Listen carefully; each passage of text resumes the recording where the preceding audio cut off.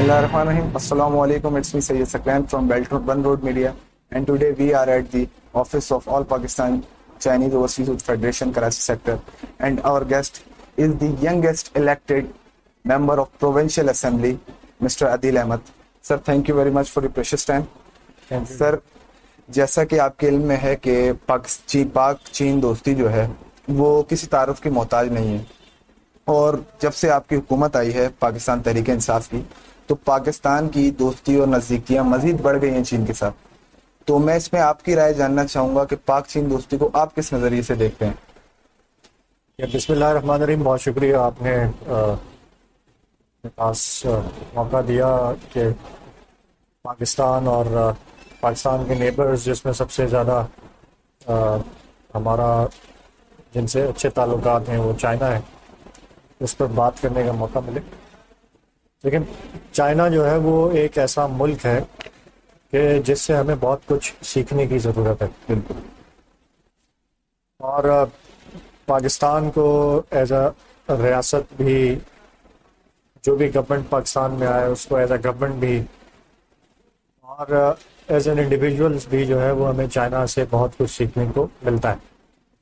For example prime minister Imran Khan ہمیشہ ایک example دیتے ہیں کہ چائنا نے کس طرح سے کم ترین وقت میں ریکارڈ ترین لوگوں کو غربت سے نکالا.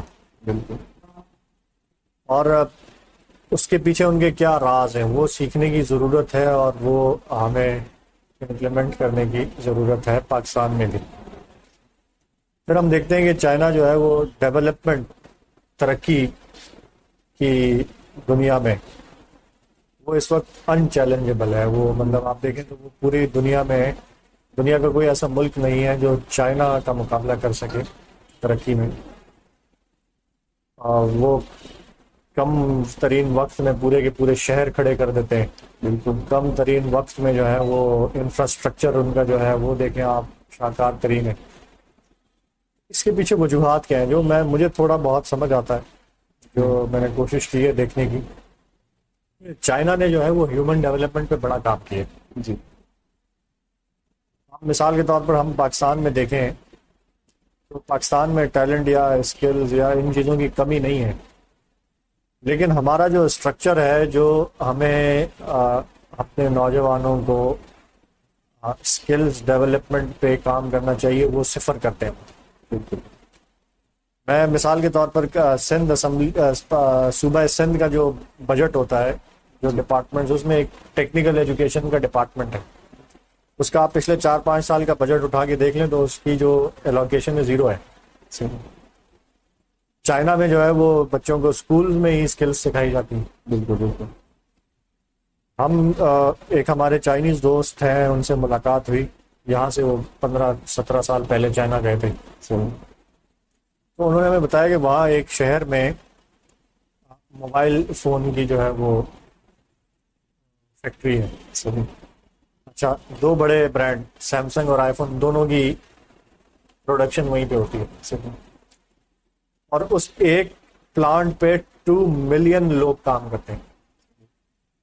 یعنی 2 ملین جو ہے وہ اچھے اچھے شہروں کی آبادی ہوتی ہے. 2 ملین لوگ وہاں ایک پلانٹ پہ جو ہے وہ ان کو امپلائمنٹ اپرچونیٹی ملی ہوئی ہے. تو کہنے کا مقصد یہ ہے کہ اگر ہم سملرلی ایک پلانٹ پاکستان میں اس طرح کا کھولنا چاہیں، ہمیں سب سے بڑی رکاوٹ کیا ہے؟ سب سے بڑی رکاوٹ ہمارے پاس وہ کوالٹی انجینئرز، وہ quality skilled workers, skilled labour ہمارے پاس ہے ہی نہیں.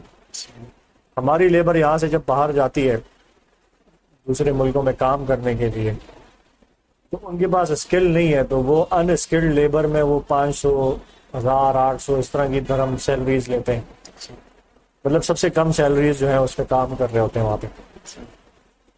وہی لیبر اگر ہم یہاں سے ٹرین کر کے بھیجیں تو ان کی آمدن جو ہے وہ اور زیادہ ہوگی، اور اسی طریقے سے پاکستان کا جو ریمیٹنس ہوگا وہ بھی بڑھے گا. بالکل. تو اس سیکٹر میں جو ہے وہ چائنا نے سب سے زیادہ کام کیا، اور ہمیں سیکھنا چاہیے چائنا سے اس سلسلے میں. سر، اسی کے ساتھ ہم بات کو اپنی آگے بڑھاتے ہیں. دوسرے آپ نے جس طریقے سے ابھی مینشن کیا ایجوکیشن کے پرسپیکٹو کو، اس وقت چائنا میں 21,000 سے پلس پاکستانی طلبہ جو ہیں وہ زیر تعلیم ہیں. اور جیسا کہ آپ کو اندازہ ہوگا، آپ بہتر جانتے ہیں مجھ سے، کہ پاکستان اور چائنا کے درمیان اگر ایک فاصلہ ہے تو وہ لیک آف کمیونیکیشن ہے، لینگویج کا فرق. تو اب دیکھیں چائنا پاکستانی بچوں کو جس طریقے سے اسکالرشپ دیتا ہے اور وہ بچے جا کے چائنا میں زیر تعلیم ہوتے ہیں ایسے ترقی یافتہ ملک میں، تو آپ سے میں یہ جاننا چاہوں گا کہ پاکستان میں چینی زبان کا کتنا فروغ ہونا چاہیے؟ کیا ہم مکمل کر سکیں گے؟ دیکھیں ابھی کافی حد تک تو پرائیویٹ ادارے یا گورنمنٹ ادارے بھی چائنیز کو پروموٹ کر رہے ہیں، لیکن میں چاہ رہا ہوں کہ آپ سے یہ رائے لینا چاہوں کہ عام طور پہ حکومت کا کیا رول ہونا چاہیے چائنیز لینگویج کو پروموٹ کرنے کے لیے؟ دیکھیں لینگویج جو ہے وہ سب سے بڑا بیریئر ہوتا ہے. جہاں ہمارا ہم کسی ایسے ملک میں جائیں اور ہمیں زبان نہ آتی ہو وہاں کی، تو یہ ایک بہت بڑی رکاوٹ ہوتی ہے اس میں سیکھنے میں اور ان کی چیزیں سمجھنے میں، اڈاپٹ کرنے میں. اور اگر ہمیں ان سے سیکھنا ہے تو آبویسلی چائنا کی ہمیں زبان جو ہے وہ سیکھنا ضروری ہے. اور چائنا کی جو زبان ہے وہ ہے بھی بڑی یونیک. اس کے الفابیٹس ہی 4-5 ہزار تو اس کے الفابیٹس ہوتے ہیں. اور پھر ان کا یہ ہے کہ ایک خاص ایج سے اگر ہم بچوں کو سکھانا شروع کریں گے تو وہ سیکھ سکیں گے. اگر ایک ایج لمٹ کراس ہو جائے تو پھر وہ ہم سیکھ بھی نہیں سکتے. چائنیز لینگویج مشکل ہو جاتا ہے سیکھنا، تو اس کے سیکھ سکتے ہیں لیکن بہت مشکل ہو جاتا ہے. تو میرے خیال سے لینگویجز جو ہے وہ تو جتنی زیادہ انسان کو آتی ہوں، یہ ہمیں اس کا بڑا ایڈوانٹیج ہوتا ہے. اور خاص طور پر ایسا ملک جس سے ہم سیکھنے جا رہے ہیں، ایسا ملک کہ جس سے ہمارے تعلقات بڑے اچھے ہیں اور ہمارا ایکسچینج پروگرامز جو ہیں ان کے ساتھ ہونے جا رہے ہوں، تو ان کی جو لینگویج ہے وہ ہمیں بچوں کو سکھانے کی ضرورت ہے.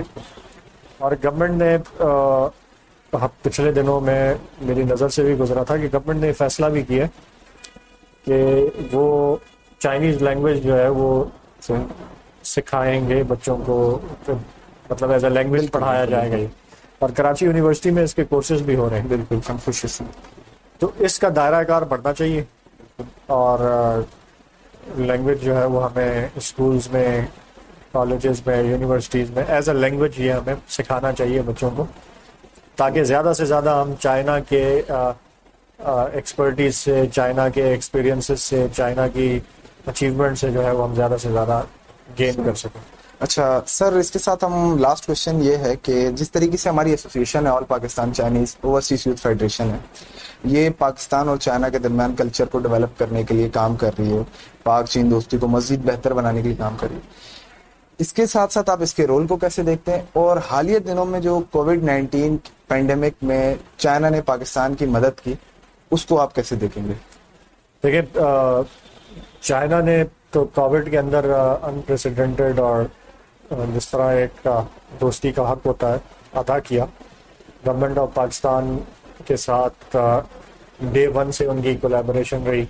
جس طرح سے انہوں نے ہمارے وہاں پہ اسٹوڈنٹس کو ہوسٹ کیا، ٹریٹ لیا، پھر جس طرح سے انہوں نے پروفیشنلز، ہیلتھ ایکسپرٹس وہاں سے بھیجے ٹریننگ کے لیے، اور گورنمنٹ آف پاکستان کے ساتھ مل کے اس پورے پینڈیمک میں انہوں نے مدد کی.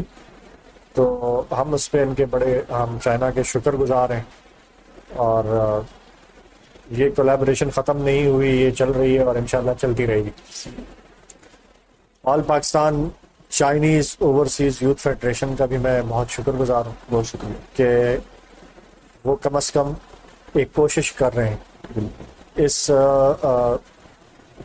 کلچرل ایکسچینج پروگرام ہو، لینگویجز ایکسچینج پروگرام ہو، ایکسپرٹیز ایکسچینج پروگرام ہو، ان پہ وہ کوشش کر رہے ہیں. اور امید ہے، میری تمام تر نیک خواہشات اس یوتھ فیڈریشن کے ساتھ ہیں کہ وہ اس کا دائرہ کار بڑھائیں انشاءاللہ، اور آپ لوگ اس میں کامیاب ہوں. اور پاکستان کی بہتری کے لیے دیکھیں، ہمارے اگر بچے یہاں سے وہاں سیکھنے کے لیے جائیں گے اور یہاں سے جو ہے وہ آپ اس کا ایک ذریعہ بنیں گے، تو یہ ایک ایسی چیز ہے کہ اس کا ایک دو کو نہیں، اس کا جو ہے تھاؤزنڈز آف فیملیز کو اس کا فائدہ ہوگا. اور اوور آل امپیکٹ جو ہے وہ ملک کے اوپر بھی اس کا آتا ہے. جس طرح سے میں نے کہا کہ ہمیں ضرورت ہے چائنا سے سیکھنے کے لیے ہر میدان میں. ٹیکنیکل ٹریننگز ہماری اس میں ہوں، سائنٹیفک ریسرچ میں، ٹیکنالوجی میں، انفراسٹرکچر ڈیولپمنٹ میں بہت کچھ سیکھنے کو ہے، اور یہ ایک اسٹیپ فارورڈ ہے، ایک رستہ ہموار کر رہا ہے اس منزل کی جانب۔ بہت شکریہ سر۔ پھر سر، پاک چین دوستی زندہ باد کے نعرے سے ہم اپنی گفتگو کا اختتام کرتے ہیں۔ میں چاہوں گا آپ سے۔